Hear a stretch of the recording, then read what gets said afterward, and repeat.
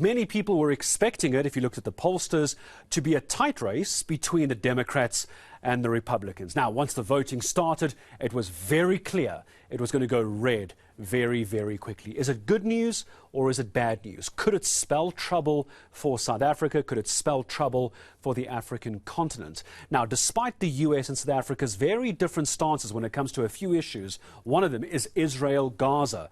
The other is Russia-Ukraine. Never mind what Donald Trump had to say about Africa, Africans, and South Africa all those years ago during his first term. They are still a leading and key trading partner on our continent. So what is this actually going to mean for our participation in AGOA? What does it mean for BRICS? Well, luckily, we have an expert, because I'm not that smart. We drag very clever people in to come and talk to me about this. Mr. Nimrod Mbele is one of those who's made time for us. Mr. Mbele, wonderful to have you with us, and thank you for coming in. Just very quickly, before we talk bilateral relations, trade relations, what did you make of the US results? Well, it was to be expected.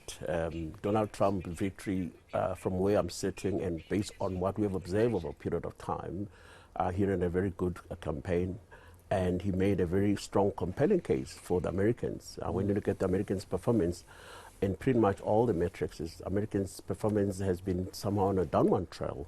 So he was able to use that very emotional speech often at the time about putting America first.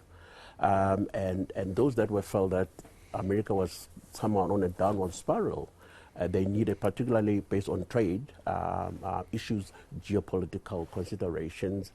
So it was inevitable. It was just a matter of... And I also don't think Americans were ready for a first woman president. I've heard that before. We heard a few Americans. We have Justice Malala. You must know the name, Justice Malala. He was over in the United States and he was talking to us and providing some coverage to us. You're not the first person to say that. Why is America not ready for a first female, a first black female president? Why do people keep saying that?